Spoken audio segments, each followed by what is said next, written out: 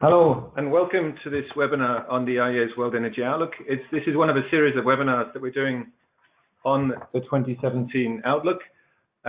This was launched 10 days ago, 14th of November, and we greatly appreciate that so many of you have taken the time to join us today. My name is Tim Gould. I am Head of Division for the Energy Supply aspects of the World Energy Outlook, and I'm joined by my colleague, Laura Cozzi, who is Head of the Division on the Energy Demand side of the equation. And between us, with the team that we have in these two divisions and the support of many other colleagues around the agency, we produced the World Energy Outlook series of publications. This webinar, we're planning to take a maximum of 1 hour of your time. We're going to divide that roughly in two.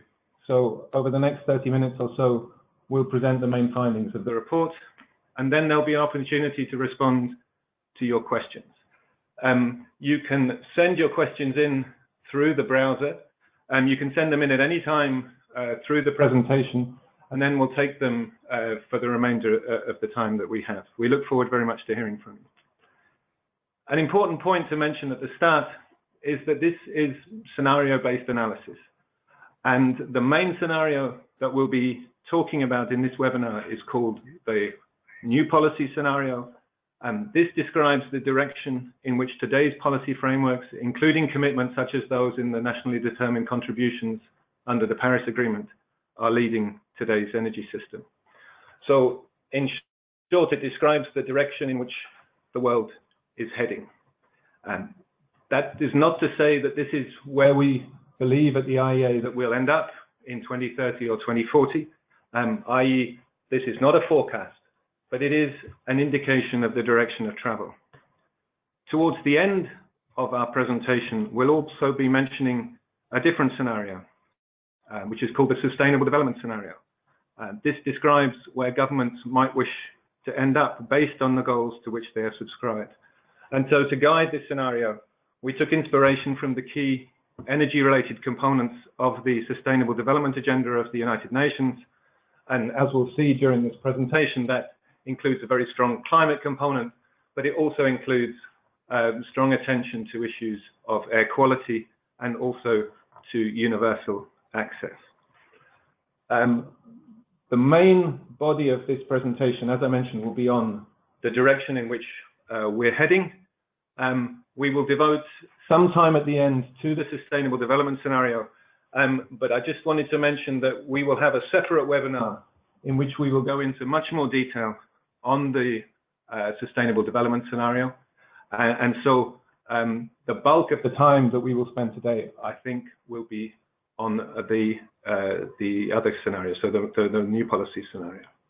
As I mentioned, we look forward very much to hearing from you.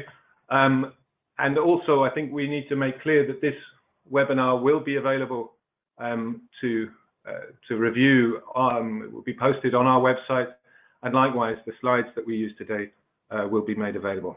And with that, I have the pleasure to pass across to my colleague Laura to begin our presentation. So thank you very much, Tim. What we're going to do now is to explain you in around 40 minutes the work that around 40 colleagues have put together for over a year of time. Of course, this is a rather challenging task, and we do invite you to actually look at the book itself. It's over 780 pages. You can digest it in pills and browse through it to find the areas of most interest for you. We were not getting bored during this World Energy Outlook. We are finding, in fact, very fundamental and major transformations throughout the energy system. In fact, we do identify 4 major upheavals, as we call them. First of all, we are seeing a major undisputed leader in oil and gas supply emerging very strongly on the other side of the Atlantic, and this is the United States. The United States is expected to contribute 80% of incremental global gas supply within the next 10 years to 2025, and is positioning itself as the largest oil producer and the largest gas producer comfortably through 2040. Tim Gould will go in much greater detail on this point later in the presentation, but this has clearly very fundamental geopolitical implications in the energy scene. Together with this change, we have been seeing major cost reductions across a wide range of low carbon technologies. Solar PV, batteries, wind onshore, wind offshore, have all experienced over the past 6 to 7 years very, very tremendous cost reductions. What you're seeing this year for the first time, though, is something really that is fundamentally changing the dynamics of these technologies going forward.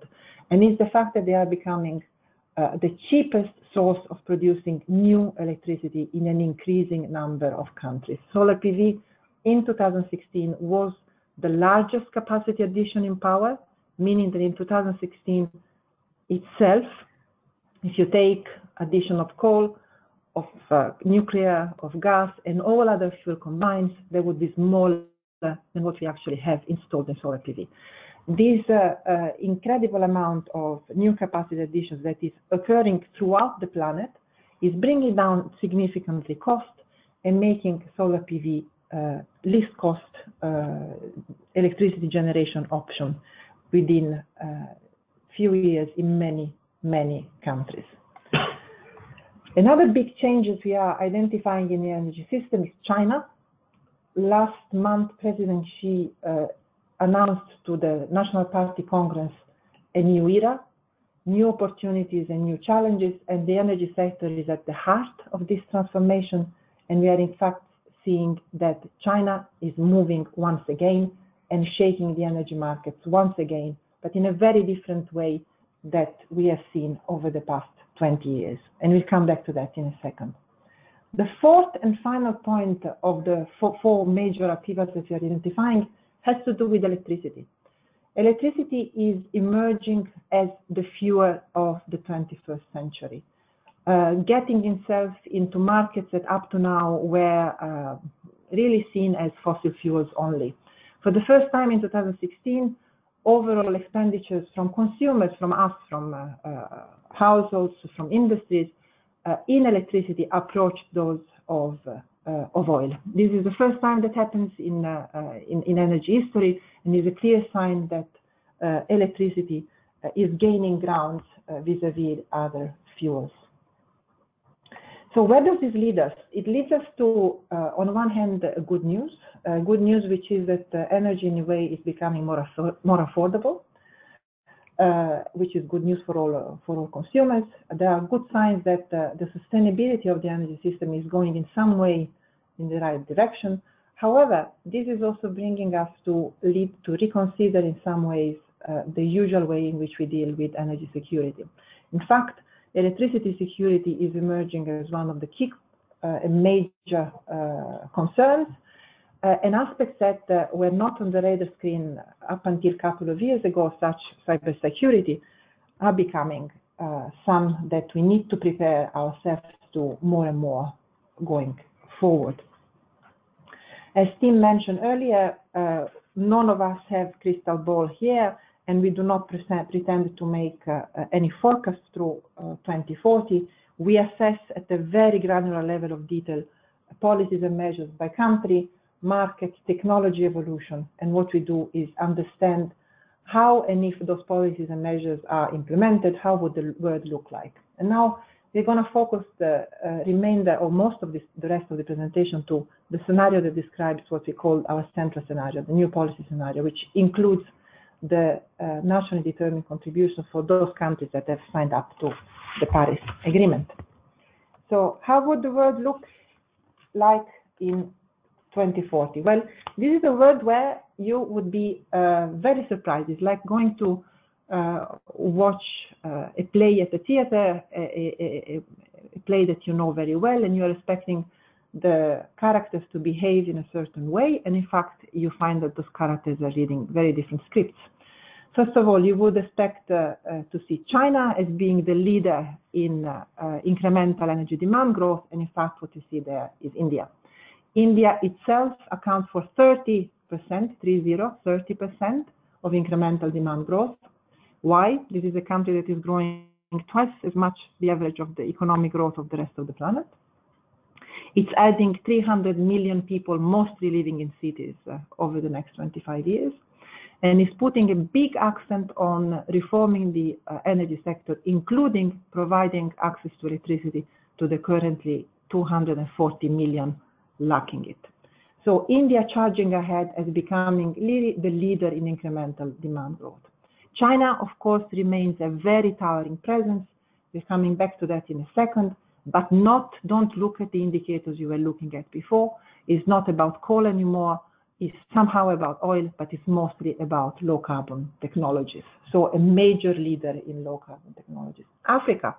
Africa is the place where we look at normally and describe the place plagued by electricity access deficit.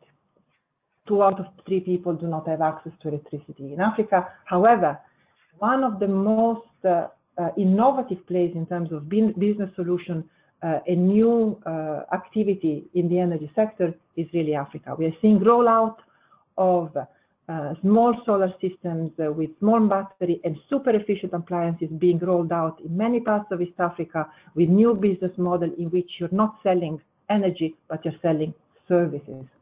And this is making Ethiopia, Kenya, and a number of other countries actually being able to reach their energy for all target by 2030. So a place where a lot of innovation is actually happening. 2 major shifts that we're seeing going forward are the Middle East and the United States. The Middle East that we are usually looking at, all of us looking at the energy sector in terms of oil production and gas production, well, continue to do so going forward, but increasingly look at what's happening on demand trends. The Middle East is going to be the 2nd largest gas market globally, overtaking Europe, and the 3rd largest oil market globally, just after the 2 supergiants, China and the United States. So when you look at the Middle East going forward, really look at the combination of production and consumption together.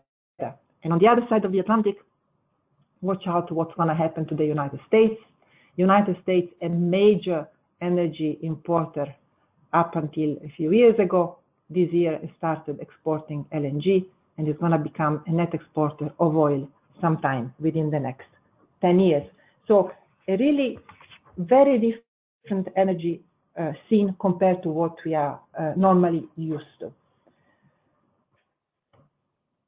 So how much more energy are we going to need? We're going to need 30% more energy compared to today. But the energy that we're going to need is fundamentally different. It's an energy in which we are really very much more looking at quality rather than quantity. And who is behind this tremendous shift is, once again, China. China that has really shifted energy markets over the past 25 years, being the dominant factor behind the tremendous huge growth in coal that occurred over the past 25 years, is shifting very dramatically. Very clear directions of make our sky blue again is redirecting China energy use towards something that is cleaner, to satisfy a population that is getting richer and at the same time is getting older and living more and more in cities. So from our point of view, coal in industry and in heavy industry has peaked a couple of years ago and is in structural decline. This is also due to the tremendous shift that the China economy is going from moving towards heavy manufacturing towards lighter industry and the service sector. Just one number for you to know, today, to produce 1 unit of value added in the Chinese economy through the heavy manufacturing industry, you need over 10 units of energy, so a factor 10 to produce 1. For the service sector, which is really the big driver of economic growth going forward, you need 1 unit of energy to produce 1 unit of value added. This is a tremendous transformation within the Chinese economy that is going to have a huge implication for global markets. If you look at oil, demand for oil in China is gonna matter a lot through 2030, really being still the key driver for global oil demand growth. After that is India, that is taking the lead. Why? The reason being that China needs in oil transport will plateau and decline through a very, very strong push of energy efficiency measures in the first place in the car segment, plus a big push on electrification. Electrification of cars, electrification of bikes, electrification of motorbikes throughout all the cities. Big winners are natural gas and low carbon technologies. 400 BCM coming alone from China is a huge incremental demand coming from this country in the industrial sector, in power generation, because of the local pollution benefits that this fuel has. And finally, low carbon technology, where we are seeing China already a major leader for solar technologies, globally being the largest exporter of this good everywhere, but China entering very significantly in other markets, including nuclear, including batteries, and becoming the leader. So that what you're going to see in the power sector in China is really what they call it. It's a revolution. So that has been put in law last year in December. It's a revolution that goes from producing over 2/3 of electricity today from coal, will move to have more renewables than coal within the next 10 years. If we stay within the power sector, but we move at the global level, again, we are going to see some very fundamental transformation going forward. Coal has remained the backbone of a lot of installation over the past few years, but going forward, once the wave of the over 200 gigawatts that are currently being installed as we speak now, there are 200 gigawatts of new coal that are actually being built. After this wave has gone, new incremental coal capacity addition is going to crawl to a very little level, very small level of around 10 gigawatts. A lot of this new coal is actually occurring in Asia.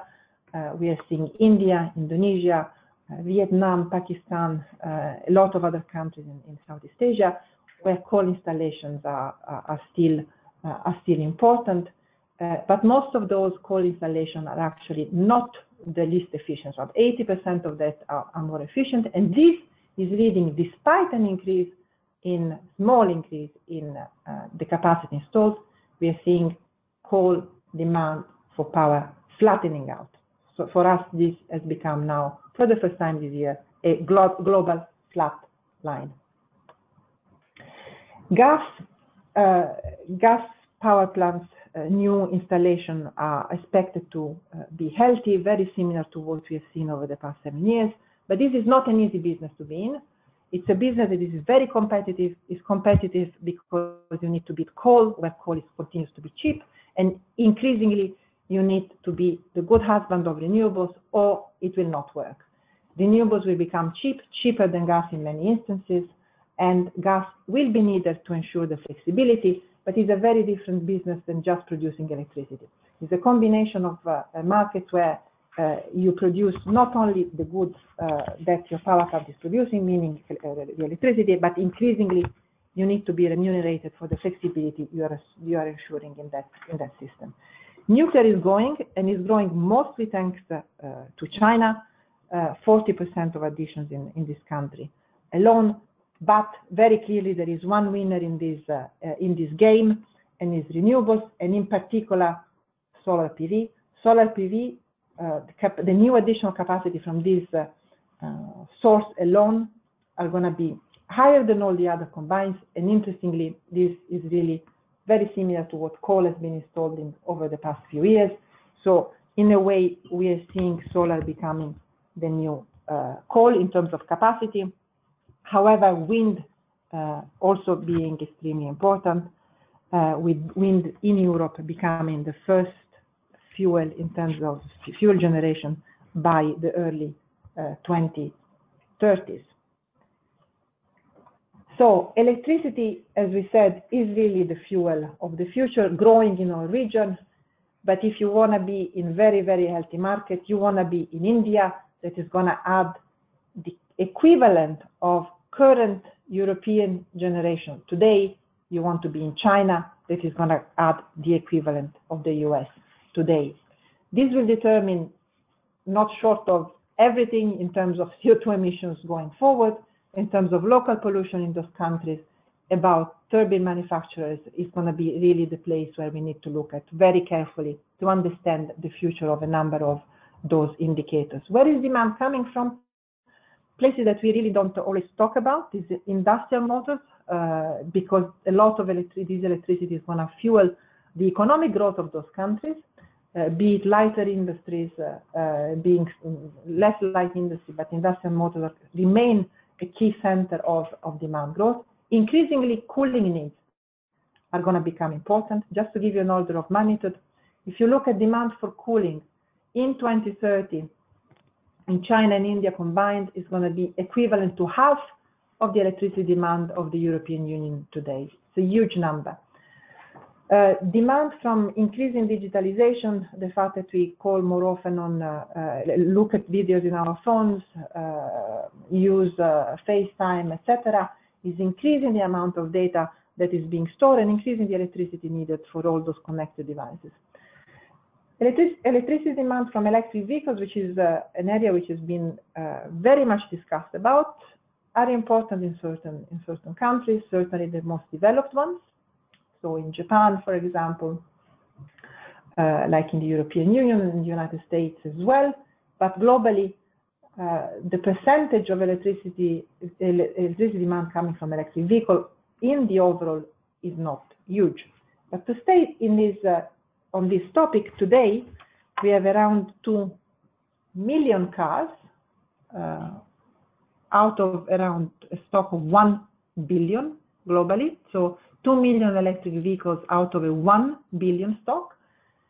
We are seeing a big momentum behind electric vehicles from several countries, from the UK to China, France, India, a lot of cities behind it, and more companies having put forward models which are electric models, so that we have a very, very bright outlook for electric vehicles to 2025. We are expecting this to grow very healthy to around 50 million by 2025 and nearly reaching 300 million by 2040. How much is that? So in 2040, we are expecting, with current technologies and policies and manufacturer statements, we are expecting 300 million on road out of a stock of 2 billion. So the global car stock is going to double. The electric vehicle stock is going to more than double and represent around 15% of global car fleet by 2040. This will have very significant improvements in local pollution in cities, so it's a very, very good news. In terms of CO2 emission, however, this is not going to make a huge difference. We estimate that these 300 million cars by 2040 will displace around 1% of CO2 emissions, 1% of CO2 emissions for 300 million vehicles on road. And what's going to happen to oil demand? Well, oil demand for this specific segment is going to decline. It's going to decline by around 1 million barrels a day. And this has led many commentators to lead to the conclusion that, in fact, global oil demand is peaking. And in fact, we agree on other segments, on buildings, on power. Overall, we see all those segments seeing a declining need for oil. However, as you can see from the slide here, we see very, very healthy segments of oil demand growing, such as trucks, such as aviation and shipping, and importantly, petrochemicals needs that are going to require an increasing amount of oil. So, for example, an average car sold today in Europe or in the United States, even if it's an electric vehicle, as around 50% of it is plastic. So even if you will not need oil to fuel your car, if you buy a new car, you will have actually used oil to have it for the rest of the life. So where is this oil gonna come from? I pass the floor to Tim Gould to elaborate on this. Thank you very much, Laura. We've talked about a number of transformations on the demand side, and I'd like to switch attention now to one transformation that we see continuing on the supply side, and that's the story in the United States of the shale revolution. A few relatively short years ago, the trend line for US production, conventional production, was unmistakably downward. And then came what we called in the World Energy Outlook 2009, a silent revolution, first for shale gas and then for oil. That was triggered by a period of higher prices, but since then, US shale gas and tight oil have proved their resilience in much lower priced environments. And what that means is that we're now in the middle of a rise in US oil and gas output that matches or exceeds all historical records. On the oil side, that means that if you look at the period from 2010 to 2025, so a mixture of historical data and our projected oil output, then that is around the same as the Saudi Arabia managed in the late 60s and during the 1970s, when it developed some of its largest fields, including the supergiant Goa field. If you look at the story for shale gas, the increase that we're in the middle of today comfortably exceeds the period in late Soviet history when the supergiant West Siberian fields were developed. And those two developments on the oil and on the gas side are happening in parallel. And that's a really dramatic turnaround, and it has major implications across the energy world. Within the US, it's partly economic, also the renaissance of energy-intensive petrochemical output. But the ripple effects are really spreading across the globe as the US is transformed into a global exporter. This is already underway in the case of gas. So US is in the process of switching to become a net gas exporter, and we'll come back to that in a minute. But as Laura mentioned, within 10 years or so, the US also becomes a net oil exporter. And it's worth thinking through what that means for markets, because if you put that together with developments in Canada and in Mexico, it means that in our projections, North America becomes the largest source of additional crude oil to the global market. So that's an extra 4 million barrels a day between now and 2040. The Middle East is still by far the largest crude oil exporter, but adds only 1 MBD, 1 million barrels a day, to its own exports over that period. And this is a major reshuffling of the established order for crude oil exports. So North America jumps over Africa, over South America, over Russia to become the second largest supplier of crude to the international market. And that has a major impact on trade flows, on reshaping some energy security risks, presents some challenges to incumbent suppliers, and of course it affects our market outlooks as well. I've said a few words about what this transformation in US fortunes means. I'd also like to just make a couple of points about what it doesn't mean. The US, even as it becomes a net exporter of oil and gas, it's still really part of a deeply interconnected energy world. Still a major importer of heavier crudes, so around 6 million barrels a day, even in 2040. It's just a slightly larger exporter of lighter crudes and oil products.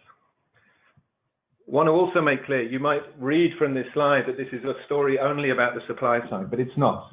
The net export story for oil is very much a demand story as well. So it depends also on issues of fuel efficiency and fuel switching within the United States itself.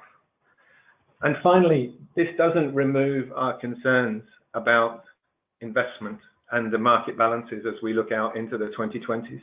In practice, there's still what we've called a sort of two-speed oil market at the moment.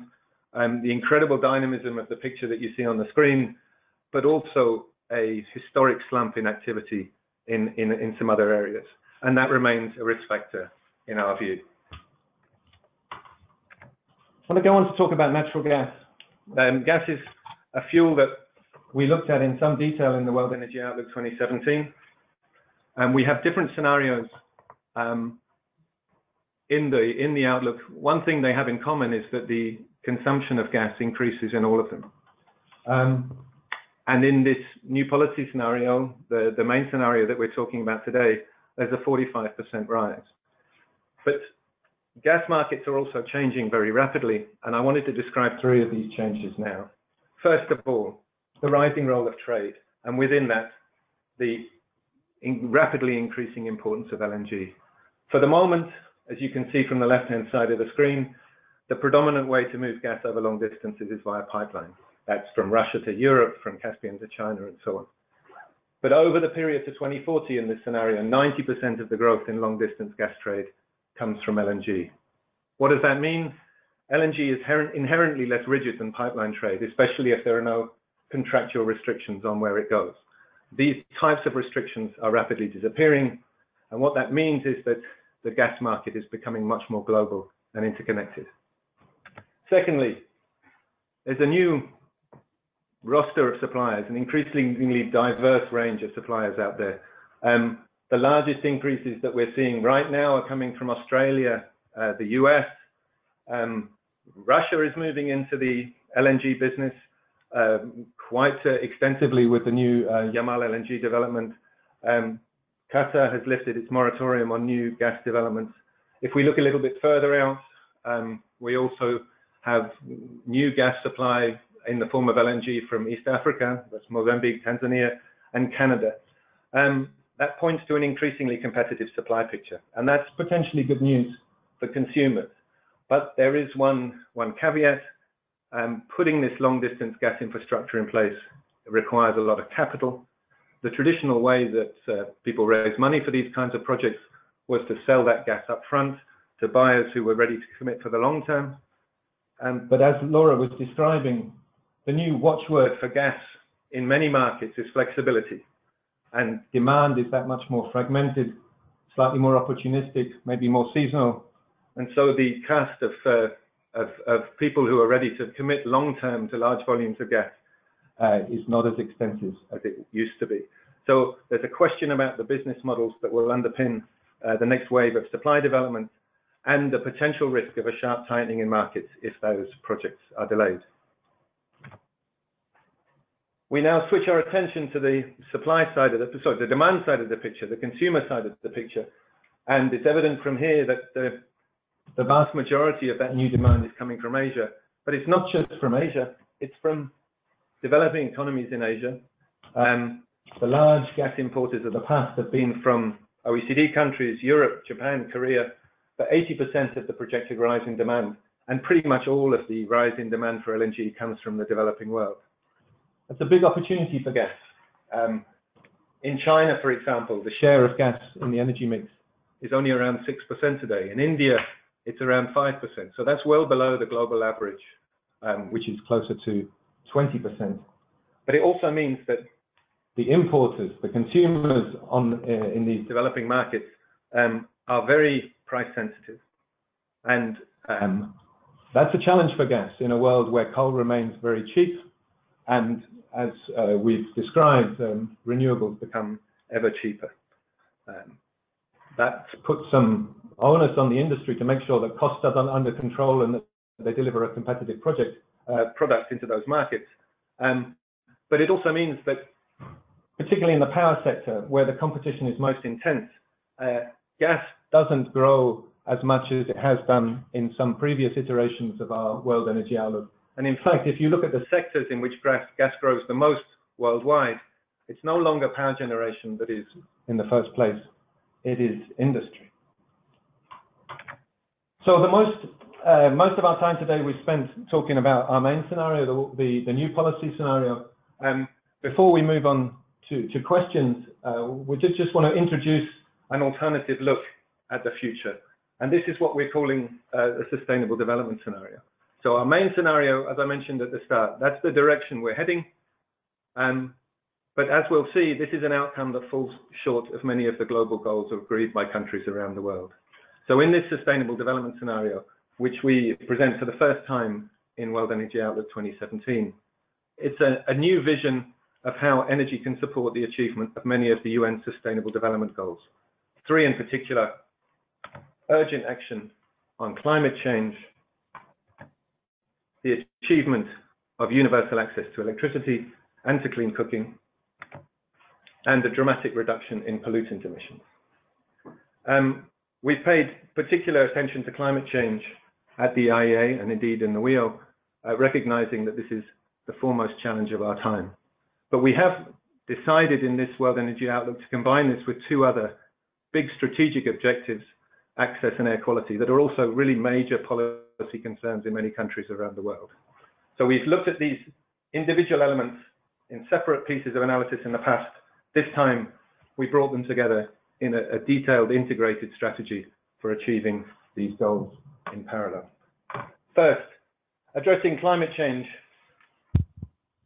In many ways, the trends that we've described in this presentation contain some good news on the climate. So we've talked about the large increase in deployment of solar, for example, in India. We've talked about the transformation in China's energy system. There's also a big increase in the application of energy efficiency policies around the world. If we add all of that together, then what we see is that's enough to slow the growth in global energy-related CO2 emissions. So the first obvious analytical point is that a great deal more would need to be done to produce a trajectory for emissions that's consistent with the objectives of the Paris Agreement. So that's a peak in emissions as soon as possible and a subsequent rapid decline. But the point I would like to make also is that in relation to these other two objectives that we're looking at, we're also falling short there. So when we consider universal access, 1.1 billion people worldwide without access to electricity, 2.8 billion continuing to use solid fuels, mainly biomass as cooking fuel, with all that that implies for the time spent gathering firewood, predominantly by women around the world, and also the health impacts, again, predominantly on women, but also children in smoky indoor environments. And we've looked at this in detail, and we'll describe it again in the separate webinar that I was talking about before on the Sustainable Development Scenario. But the upshot is, in 2040, still 700 million people without electricity in our main scenario, mostly in sub-Saharan Africa, and around 2.3 billion still relying on polluting fuels for cooking. So scaled up action is essential. Won't go into detail here, but the essential point that I wanted to mention is that we do not find that there is a trade-off between these two objectives. So achieving your climate objectives does not compromise your ability to reach universal access, and vice versa. So there is a small increase in global CO2 emissions as a result of universal access, but that is pretty much offset by reductions in other greenhouse gases. So the world does not need to choose between those two objectives. And the other question in our trio is related to air quality, and the Sustainable Development Scenario is also around substantial improvements, substantial reductions in the pollutants that cause poor air quality. As we've argued in previous analysis, this is a problem that has its roots in the energy sector, and the solutions are also to be found there. A combination of efficiency, advanced pollution controls, the move away from solid biomass in cooking that I mentioned before, and generally less reliance on fuels that need to be combusted. And if then we take a picture of our Sustainable Development Scenario in 2040, what would the energy world look like? What would it need to do in the meantime? It needs to be much more energy efficient than it is today. So the amount of energy required to support a unit of global economic growth would need to be less than half the amount that we need today. It would be a world in which we use much less fossil fuels. So an immediate decline, indeed quite a precipitate decline in coal demand. Oil demand would need to peak relatively soon thereafter.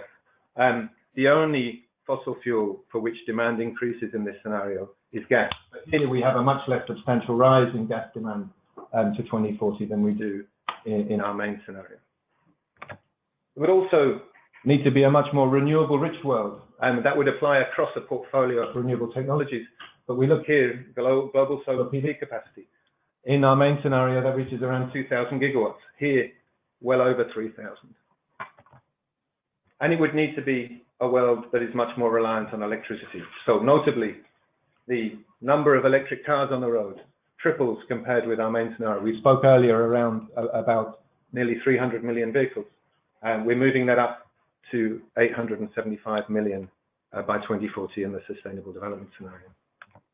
Importantly, the additional expenditure required to achieve this is relatively small. So with 15% additional investment, and that's upfront capital investment required to achieve these outcomes. The allocation of that investment, of course, would need to shift substantially towards the first instance electricity and efficiency, but also towards a broad range of clean energy technologies. And it would deliver a world in which the operating costs would be that much lower. So some concluding words, especially over the next 10 years, the US is absolutely central to development in oil and gas markets. Gas in this main scenario is quite well placed to grow, but the pace of this growth will depend on a number of factors that we've talked about. Affordability is a key one. Another issue that we can come back to is the question of methane leakage along the gas value chain, which raises questions about the real environmental benefits of gas as a solution to climate change. That's a topic which we've covered in detail, and indeed which we covered in detail in a separate webinar.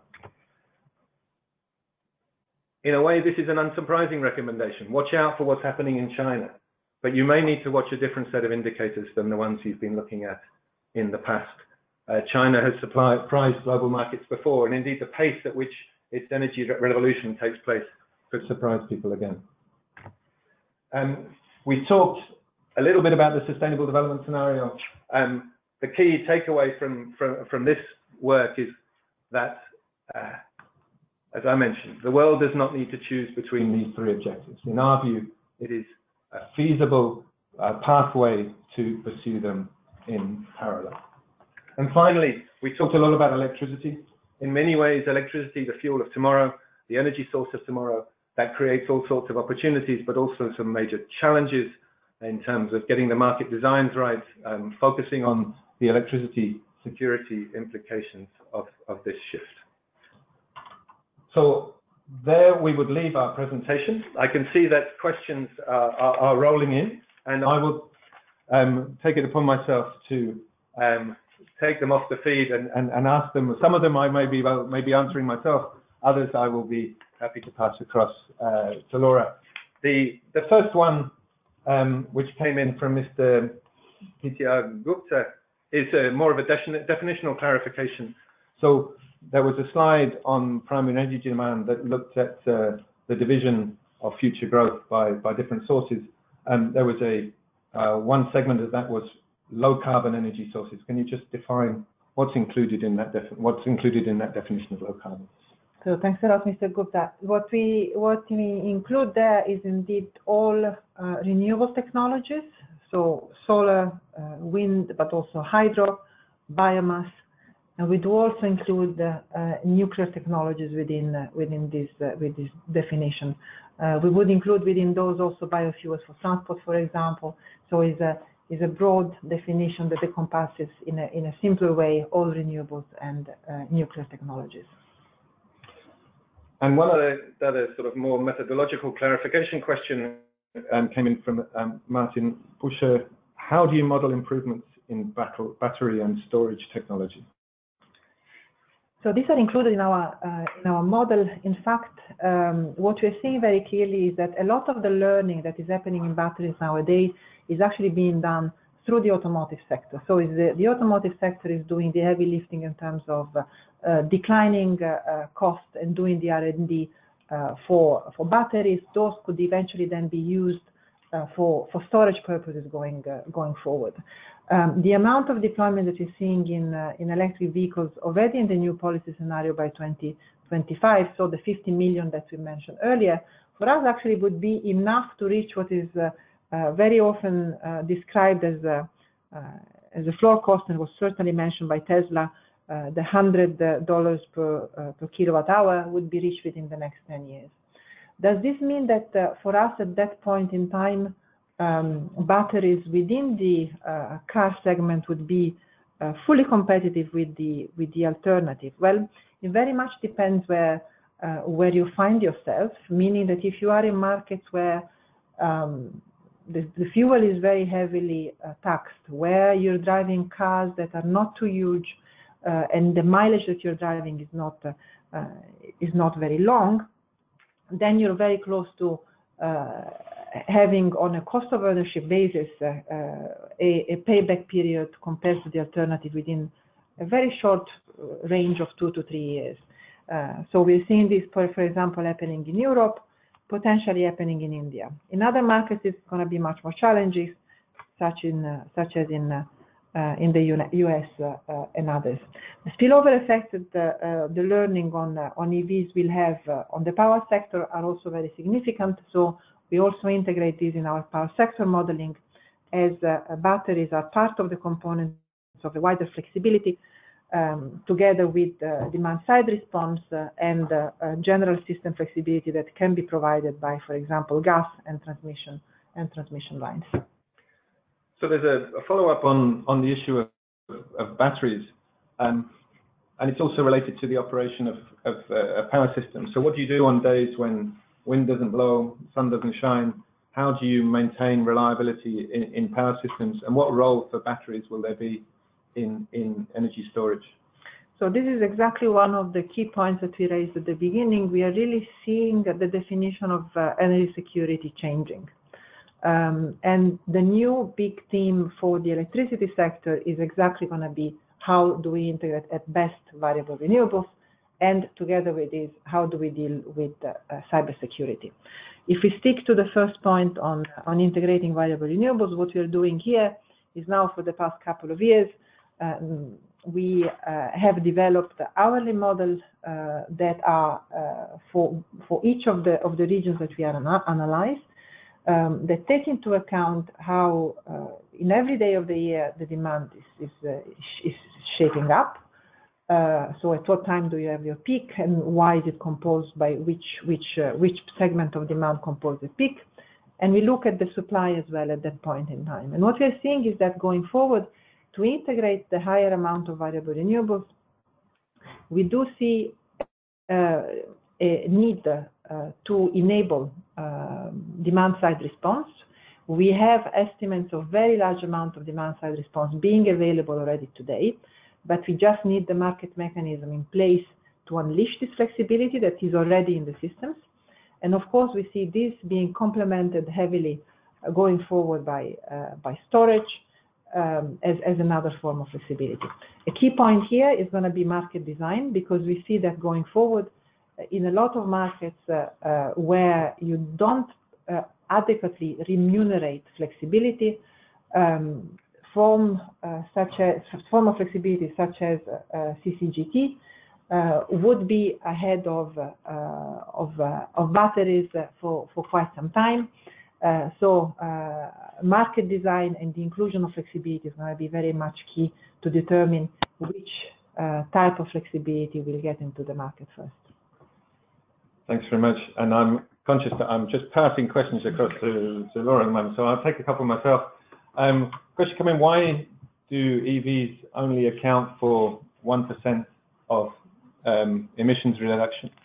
And that really depends on the way that they displace oil demand. In practice, our 280 million electric cars in the new policy scenario, I mean, that's around 2.5 million barrels a day of oil demand. 2.5 million barrels a day is certainly significant, but it's in the context of an oil market that is over 100 million barrels a day of demand, and then you've also got the emissions from other sources, from coal and from gas combustion. So when you put it in that context, then you can see why it is only sort of 1% of emissions. And of course, it doesn't just depend on the electricity; it depends also on where the electricity is coming from, because some of that electricity will be from low carbon sources, but in other countries it might well be coming from thermal sources. I mean, from fossil fuel fired power. A second question comes in relating to the outlook for trucks. So trucks, Galimona writes, trucks will account for almost 4 million barrels a day of additional oil demand through to 2040. Could gas capture some of that additional demand instead of oil? And I believe there's another question covering some similar territory. You mentioned that oil demand will decline for passenger vehicles, but it will increase for trucks and ships. Do your projections include the latest announced by Tesla to release electrical semi-trucks? Will those numbers be affected if more electric semi-trucks are on the road?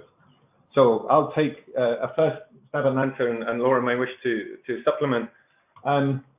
One of the issues that needs to be understood in relation to trucks is that fuel efficiency standards are that much more difficult to implement, and in fact that much rarer when we look at the situation today. So if you're buying a passenger car today, 4 out of every 5 passenger cars worldwide are subject to fuel efficiency standards. The equivalent number for trucks is considerably lower, so it's less than 50%. In fact, there's only 4 countries that have implemented fuel efficiency standards for trucks, and India is in the process of doing so, and these will come into force next year. And so that means that this element of the of oil demand is that much less constrained by efficiency policies. And it's also true that for the moment, the options for fuel switching are that much more difficult. The ratio of battery to load means that it is tougher to electrify road freight compared with passenger cars. And so in our view, I mean, as electrification gains momentum, then, you know, the first bit of the fleet that may be, the first bit of the freight area that may be electrified is more likely to be the light commercial side rather than the heavier goods segment. So in a sense, Tesla is targeting the part of the market that is really going to be the toughest nut to crack from that perspective. Maybe just one additional information to Joe. If you haven't downloaded it yet, we have freely available on our website a track report that looks really focusing on the future of trucks.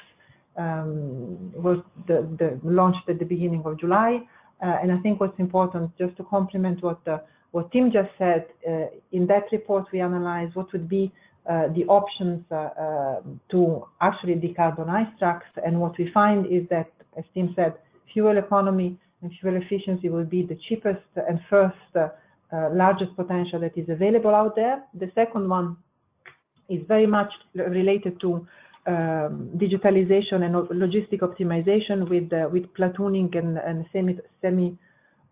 some kind of degree of automation that would actually optimize routes and that therefore require less fuels again. And third, and electrification really comes later, but it's also an essential component in decarbonization of trucks. Right. There's one element that we didn't cover, and that's the role of natural gas in this segment. In our view, does gain some ground. I mean, it's been talked about a lot in the United States, but in practice, the fall in the oil price since 2014 has taken some of the wind out of the sails of natural gas as a fuel for heavy freight. Because of the way that our oil and natural gas prices develop in our projections, this does come back as a viable option in some markets, and we've got about 35 billion cubic meters of gas demand coming in the road transport sector in China, and a similar amount in the United States. So those are the two main markets where this comes in. Gas also gains some ground as a transportation fuel for the maritime sector, and that has a lot to do with the changes that are spurred by the new IMO regulation, which comes into force in 2020. So in our view, I mean, that's reshuffles the oil product mix used in maritime transport, but it also allows some gas to come in once infrastructure issues are resolved, and that's, you know, 50 or 60 BCM of additional gas demand in maritime transport by 2040. One additional question regarding CCS. So what role, if any, this one is from Victoria Hudson, what role, if any, does carbon capture and storage play in this scenario? What role does it play in the sustainable development scenario? What steps are required to make sure that CCS developments get on track? So carbon capture and storage has been one of the technologies that has not gone as fast as we would have expected a few years ago. In another publication that we have here at the IEA, Tracking Clean Energy Progress is one of the low carbon technologies that we target as red, meaning that the development is lagging behind. So in our new policy scenario, the amount of carbon capture storage is limited, is very much related, for example, to EOR projects and just a few installations for power plant. When we move on to a Paris compliant scenario, such as the sustainable development scenario that we have developed this year, carbon capture and storage, or carbon capture utilization and storage, becomes one of the critical technologies going forward.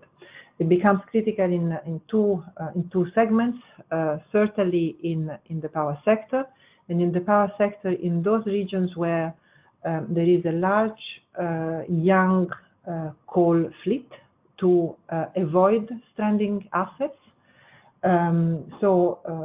This becomes important if we don't want to waste investments, and it becomes essential also in industrial applications. In industrial applications where decarbonization is tougher, and in some cases there are very few streams of CO2, like in petrochemicals, for example, where they could be easily captured and stored. So we do see this as continuing to be a critical element of the solution going forward. Very recently at our ministerial meeting, we had a high-level summit, which gathered ministers from key players, so from the United States to China. So we see a renewed interest in this technology, very much needed going forward. So our time is nearly done, but there's time for, I think, one more question, and we have received this. It's also a clarification from Alexis Paskov, asking about the growth in solar PV. So as you said, it's linked to the dramatic reduction in cost, which makes it the cheapest form of production in many markets. But what's included in this price? Does it take into account grid costs, which grow along with the integration of variable renewable storage, etc.? The answer there is that the cost calculation is really a levelized cost calculation. Therefore, it is around the cost of generation. And you know, the additional costs that you refer to, so grid costs, integration costs, and so on, the amount of those costs really depends where you are in your process of developing your solar and wind capacity. And what we found in different pieces of IEA analysis is that, you know, at relatively low levels of penetration of wind and solar PV, those integration costs are relatively small. You know, you can manage these integration, you know, with attention to the configuration of your grid, the ample availability of flexible capacity, sort of thermal capacity and so on. But once you start hitting shares of wind and solar PV of 15%, say, or above 15%, then the situation, you know, requires some additional measures. It needs to be much more attention to issues like storage and to demand-side response and to other forms of flexibility. So the answer really depends on where you are in that cycle. But just to clarify, for the purposes of what we find to be the solar PV becoming the cheapest form of generation in many markets, that is referring to the generation cost alone. And I think Laura's Alexa, just one thing. This is a very, very important question that you raised, and attached to that there is a question of the value of renewables, in particular for solar. And very briefly, I refer back to you to our renewables focus that is now freely available for download in our website, where we have region by region an analysis of value for solar and for wind, that you can find there. Okay, thanks very much, Laura, and thanks very much to all of you for staying with us for the hour. And there are a few questions that we haven't answered that are on our main scenario. We will get back to those of you by email. There's also a few questions that have come in relation to the sustainable development scenario. We will either get back to you by email or we will answer them in our other webinar, which will look in detail at this alternative way of thinking about the future of global energy. So with that, thank you very much and goodbye.